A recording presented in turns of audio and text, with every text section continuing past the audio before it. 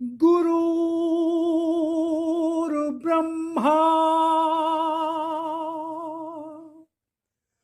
गुरुर्विष्णु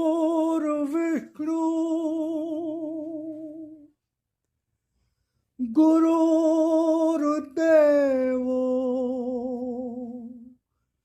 महेश्वरा गुरुर्साक्षात् परब्रह्म तस्मै श्री गुरुवे नमः।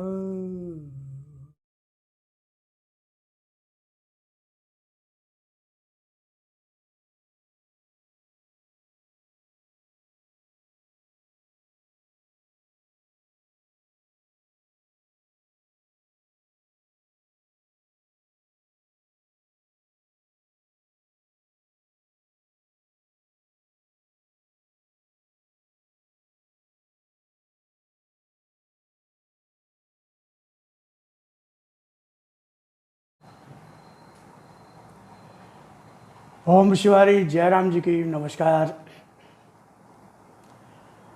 आशा करता हूँ ईश्वर कृपा से आप सपरिवार आनंद से होंगे। आज हम भगवत चर्चा करेंगे। उस भगवत चर्चा के अंतर्गत जो नई श्रृंखला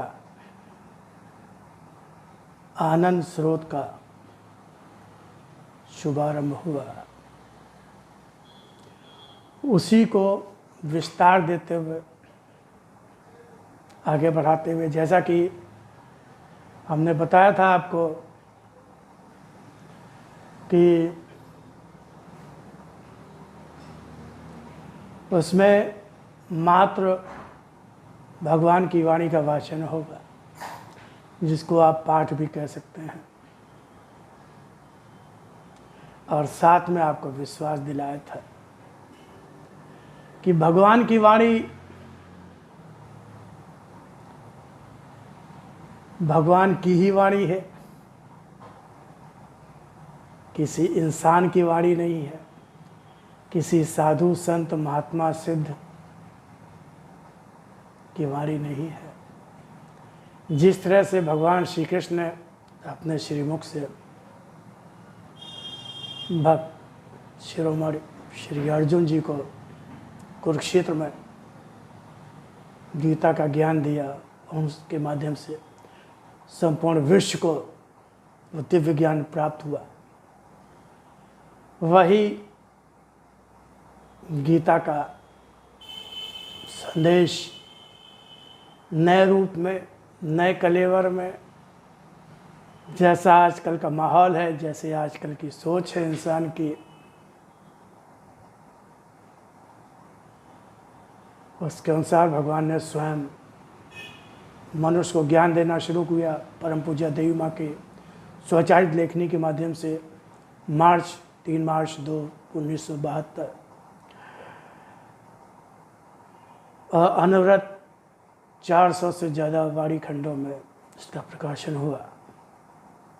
सत्य मंदिर, सिद्ध शक्तिपीठ सत्य मंदिर, इंदिरा नगर, लखनऊ। तो उसको पूर्ण विश्वास के साथ, श्रद्धा के साथ उसको सुनेंगे, चिंतन मनन करेंगे, ध्यान करेंगे, क्योंकि जब सुनेंगे ध्यान से तभी विश्वास भी होगा। विश्वास भी होगा, और अध्यात्म में तो पहले भरोसा करना पड़ता है। और भगवान की वाणी को आप कह सकते हैं कि गीता तो है, गीता तो पहले से है, उसमें कोई कमी थी क्या? कोई कमी नहीं थी, कोई कमी नहीं। दिव्य ज्ञान है, पूर्ण ज्ञान है। लेकिन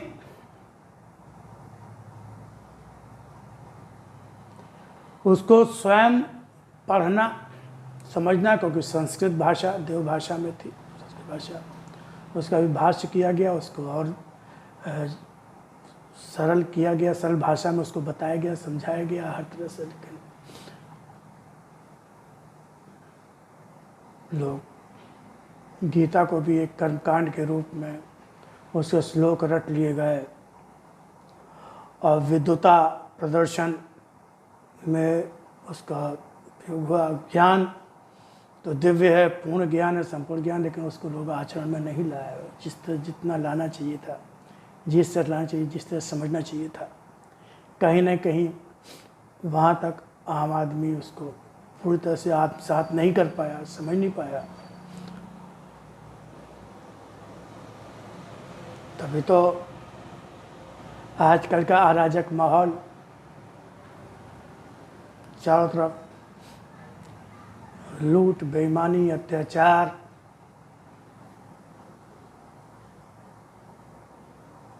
आदमी ही आदमी का सबसे बड़ा शत्रु है। आदमी से बढ़कर आदमी का कोई और शत्रु नहीं है। हम गीता को समझ नहीं पाए, गीता को जान नहीं पाए।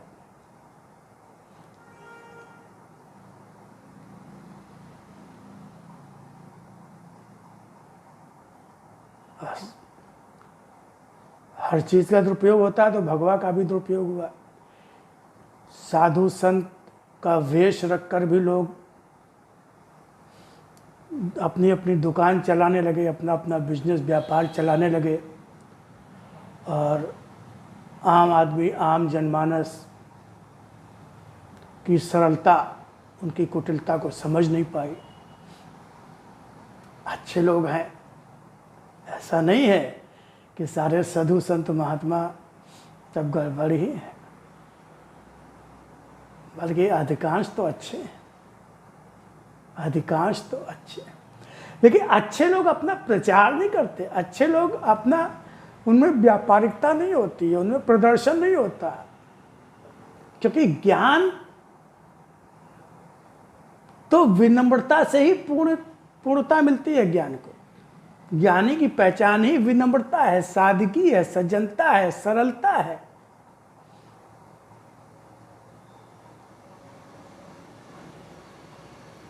वहां गुणों का प्रदर्शन नहीं होता है। इस वजह से हम लोग जो सच्चे साधु संत महात्मा है उनको पहचान नहीं पाते, उनको समझ नहीं पाते, और जो इसकी आड़ में जो बिजनेस व्यापार करते हैं, ठगते हैं, उनके चक्कर में फंस जाते हैं। पढ़े लिखे का लोग युग है, अब लोग लिखा पढ़ी पर ज़्यादा विश्वास करते हैं। तो भगवान ने कहा ठीक है, अब आपको कहीं भटकने की जरूरत नहीं है, कहीं परेशान होने की जरूरत नहीं है। हम लिखा पढ़ी में लिप रूप में ही आते हैं, कहीं जाने की जरूरत नहीं है, कहीं भटकने की जरूरत नहीं है। भगवान में पूर्ण श्रद्धा रखकर, उनकी प्रार्थना करते हुए, भगवान की वाणी का जो लोग अध्ययन करते रहे हैं, अध्ययन कर रहे हैं, उनको बहुत से दिव्य अनुभव हुए हैं, बहुत से कष्ट दूर हुए, डर भय दूर हुआ, उनमें आत्मबल, आत्मशक्ति आई, बहुत शांति और आनंद का अनुभव हुआ, और आज वो अपने जीवन को बहुत आनंद से जी रहे हैं। तो भगवान की वाणी का पाठ ये कर्मकांड नहीं है, कर्मकांड नहीं है, खाली एक औपचारिकता या नियम पूर्ति नहीं है। भगवान की वाणी का पाठ का मतलब ये है कि एक निष्ठता के साथ, पूरे ध्यान से, एक निष्ठ होकर, फोकस्ड होकर उसको सुनना है और उसको समझना है, और स्वयं आकलन कर। हमारी बात पे आप भरोसा मत करिए। नहीं, ये एक देखिए, भरोसा तो अपने से ही पैदा होता है, किसी के देने से नहीं मिलता है। हम जानते हैं, हमारे कहने से आप भरोसा नहीं करेंगे, क्यों करेंगे? करना भी नहीं चाहिए। हमने भी नहीं किया, हमने स्वयं नहीं किया। हमने भी जब उसको पढ़ा, जाना, समझा तो हमारे अंदर से लगा कि नहीं, वाकई कुछ खास है, कुछ विशेष है। कोई ऐसा है, कोई इंसान, कोई मनुष्य ऐसा न बोल सकता न कह सकता। तो इसको आप सुनेंगे, मैं उम्मीद करता हूँ आप पूरे ध्यान से और पूर्ण रूप से भगवान पर विश्वास करके सुनेंगे। और इसमें कोई विश्लेषण, कोई व्याख्या नहीं है। तो मैं वाणी का पाठ वाचन आरंभ करता हूँ। 2 अक्टूबर, जिसमें मैं वचनामृत में जानी और जीवन कैसे जिए 2 खंड लूँगा, जिसमें 2 तारीख को जो परम पूज्य देवी माँ जी का जो संकलन है वचनामृत में जानी 2 अक्टूबर, और जीवन कैसे जिए 2 अक्टूबर में जो भी वाणी, भगवान की वाणी का अंश संकलित किया गया है। मेरा अपना पथ है, अधर्म और असत की ओर जो जाता है उसे समाप्त करना, और जो इस पथ पर मेरे साथ चलता है वही मेरा होता है, मैं आगे वह पीछे। मेरा अपना पथ है, अधर्म और असत की ओर जो जाता है उसे समाप्त करना, और जो इस पथ पर मेरे साथ चलता है वही मेरा होता है, मैं आगे वह पीछे। मेरा अपना पथ है, अधर्म और असत की ओर जो जाता है उसे समाप्त करना, और जो इस पथ पर मेरे साथ चलता है वही मेरा होता है, मैं आगे वह पीछे। जब तक तुम्हारे मन में मैं और मेरा का लोभ बना हुआ है, समझो तुमने मुझे जाना ही नहीं। मैं कितना समर्थ है, कितना सोच सकता है, कितना निर्भय है, कितना कर्मठ है, या जब तक स्वयं ही अपने आप को समझकर अपनी प्रशंसा में लुटते रहे, समझो मुझे अभी भी नहीं जानते हो। जब तक तुम में अपना अधिकार क्षेत्र स्वयं चुनकर अपने अधिकार पाने का लोभ बना रहा, समझो तुमने मुझे जाना ही नहीं। तुम तो अब तक यही समझते आए हो कि तुम ही कर्ता, तुम ही कर्म, तुम ही अधिकारी, तुम ही शक्तिशाली, तुम ही धर्मज्ञ, तुम ही ज्ञानी हो। समझो अभी तुमने मेरे क्षेत्र में आने का भी प्रयत्न नहीं किया है। मनुष्य की शक्ति बड़ी सीमित है। संसार में तुम्हें अपनी शक्ति किसी भी रूप में कितनी भी बड़ी दिखती हो, मगर उसे अपने आप में शून्य मानो, क्योंकि मेरे बिना तुम्हारा शरीर शून्य ही तो है। ऐसा शून्य जिसे तुम अपनी किसी भी शक्ति से पकड़ भी नहीं सकते। सत्य को जानने वाला इस शून्य को बहुत अच्छी तरह से जानता है। तुम्हारा अपना अस्तित्व भी मुझसे ही है, इसीलिए मुझे पहचानो। अपनी मर्यादा मुझे बनाओ, अपने अहंकार को नहीं। अपनी मर्यादा अपने स्तर को, अपनी बुद्धि को, अपनी योग्यता को बनाओगे तो अपने हाथों अपने आप चले जाओगे। अपने मैं और मेरा के भाव को मुझे दे दो।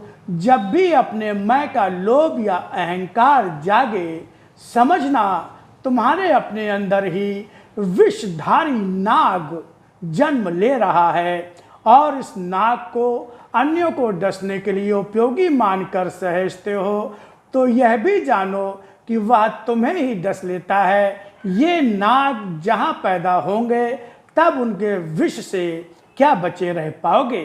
रावण के अंतर में अहंकार का नाग जागा तो वह स्वयं शिव तो नहीं था कि नाग उसके गले की माला बन जाते। रावण के अहंकार के नाग का जन्म असहाय और असमर्थ को डसने के लिए था, और जो छल के विष से भरा हुआ था, मगर उस डसने के बाद भी जिसे डसा प्रभाव उस पर नहीं, स्वयं अपने आप पर ही हुआ। अपने अंदर मैं और मेरा को पोषित मत करो। मैं तुम्हारा अहंकार है और मेरा तुम्हारा अपना लोभ, अहंकार वश अपने को बहुत बड़ा ज्ञानी और योग भी न मानना। नम्रता मेरे भक्त का गुण है, अहंकार ठहराव है, नम्रता गुण है, त्याग गति है। जब तक तुम्हारे मन में मैं और मेरा का लोभ बना हुआ है, समझो तुमने मुझे जाना ही नहीं। मैं कितना समर्थ है, कितना सोच सकता है, कितना निर्भय है, कितना कर्मठ है, यह जब तक स्वयं ही अपने आप को समझकर अपनी प्रशंसा में लुटते रहे, समझो मुझे अभी भी नहीं जानते हो। जब तक तुम में अपना अधिकार क्षेत्र स्वयं चुनकर अपने अधिकार पाने का लोभ बना रहा, समझो तुमने मुझे जाना ही नहीं। तुम तो अब तक यही समझते आए हो कि तुम ही कर्ता, तुम ही कर्म, तुम ही अधिकारी, तुम ही शक्तिशाली, तुम ही धर्मज्ञ, तुम ही ज्ञानी हो। समझो अभी तुमने मेरे क्षेत्र में आने का भी प्रयत्न नहीं किया है। मनुष्य की शक्ति बड़ी सीमित है। संसार में तुम्हें अपनी शक्ति किसी भी रूप में कितनी भी बड़ी दिखती हो, मगर उसे अपने आप में शून्य मानो, क्योंकि मेरे बिना तुम्हारा शरीर शून्य ही तो है। ऐसा शून्य जिसे तुम अपनी किसी भी शक्ति से पकड़ भी नहीं सकते।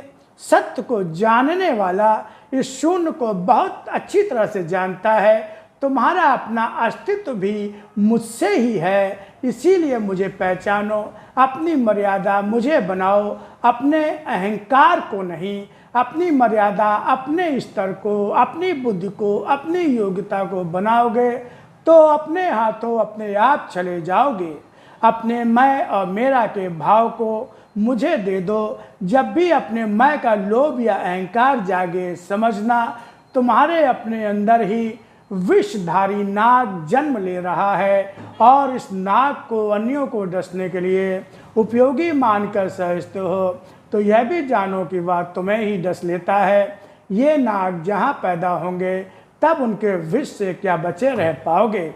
रावण के अंतर में अहंकार का नाग जागा तो वह स्वयं शिव तो नहीं था कि नाग उसके गले की माला बन जाते। रावण के अहंकार के नाग का जन्म असहाय और असमर्थ को डसने के लिए था, और जो छल के विष से भरा हुआ था, मगर उस डसने के बाद भी जिसे डसा प्रभाव उस पर नहीं, स्वयं अपने आप पर ही हुआ। अपने अंदर मैं और मेरा को पोषित मत करो। मैं तुम्हारा अहंकार है और मेरा तुम्हारा अपना लोभ। अहंकारवश अपने को बहुत बड़ा ज्ञानी और योग भी न मानना। नम्रता मेरे भक्त का गुण है, अहंकार ठहराव है, नम्रता गुण है, त्याग गति है।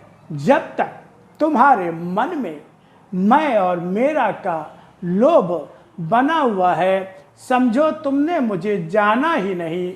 मैं कितना समर्थ है, कितना सोच सकता है, कितना निर्भय है, कितना कर्मठ है, यह जब तक स्वयं ही अपने आप को समझकर अपनी प्रशंसा में लुटते रहे, समझो मुझे अभी भी नहीं जानते हो। जब तक तुम में अपना अधिकार क्षेत्र स्वयं चुनकर अपने अधिकार पाने का लोभ बना रहा, समझो तुमने मुझे जाना ही नहीं।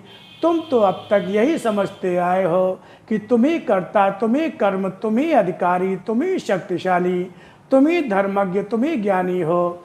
समझो अभी तुमने मेरे क्षेत्र में आने का भी प्रयत्न नहीं किया है। मनुष्य की शक्ति बड़ी सीमित है। संसार में तुम्हें अपनी शक्ति किसी भी रूप में कितनी भी बड़ी दिखती हो, मगर उसे अपने आप में शून्य मानो, क्योंकि मेरे बिना तुम्हारा शरीर शून्य ही तो है। ऐसा शून्य जिसे तुम अपनी किसी भी शक्ति से पकड़ भी नहीं सकते। सत्य को जानने वाला इस शून्य को बहुत अच्छी तरह से जानता है। तुम्हारा अपना अस्तित्व भी मुझसे ही है, इसीलिए मुझे पहचानो, अपनी मर्यादा मुझे बनाओ, अपने अहंकार को नहीं। अपनी मर्यादा अपने स्तर को, अपनी बुद्धि को, अपनी योग्यता को बनाओगे तो अपने हाथों अपने आप चले जाओगे।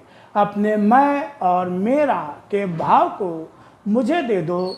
जब भी अपने मैं का लोभ या अहंकार जागे, समझना तुम्हारे अपने अंदर ही विषधारी नाग जन्म ले रहा है, और इस नाग को अन्यों को डसने के लिए उपयोगी मानकर सहेजते हो तो यह भी जानो कि वह तुम्हें ही डस लेता है। ये नाग जहाँ पैदा होंगे तब उनके विष से क्या बचे रह पाओगे। रावण के अंतर में अहंकार का नाग जागा तो वह स्वयं शिव तो नहीं था कि नाग उसके गले की माला बन जाते। रावण के अहंकार के नाग का जन्म असहाय और असमर्थ को डसने के लिए था और जो छल के विष से भरा हुआ था, मगर उस डसने के बाद भी जिसे डसा प्रभाव उस पर नहीं स्वयं अपने आप पर ही हुआ। अपने अंदर मैं और मेरा को पोषित मत करो। मैं तुम्हारा अहंकार है, मेरा तुम्हारा अपना लोभ। अहंकार वश अपने को मेरा बहुत बड़ा ज्ञानी और योग भी न मानना। नम्रता मेरे भक्त का गुण है, अहंकार ठहराव है, नम्रता गुण है, त्याग गति है। तो ये आपके समक्ष भगवान की वाणी का वाचन हुआ। आशा करता हूँ, उम्मीद करता हूँ आपने इसको ध्यान से पूरे विश्वास के साथ में इसको सुना होगा। मेरा निवेदन है इसको बार बार सुनिए और इससे जो लाभ आपको होगा आप स्वयं अनुभव करेंगे। अगर एक एक शब्द को बहुत ध्यान से सुनेंगे, चिंतन मनन करेंगे तो उसका जो भी आध्यात्मिक लाभ होगा वह आप अनुभव करेंगे। तो फिर हम इसी तरह से फिर आपके समक्ष आएंगे और भगवान की वाणी का वाचन करेंगे और आपको आनंदित करेंगे। आपको आनंद देना, पहुंचाना ईश्वर का जो आदेश है, जन जन तक पहुँचो। जहाँ अधिकार है उस मन तक पहुँचो, जहाँ मेरी पुकार है। ओम शिवाय।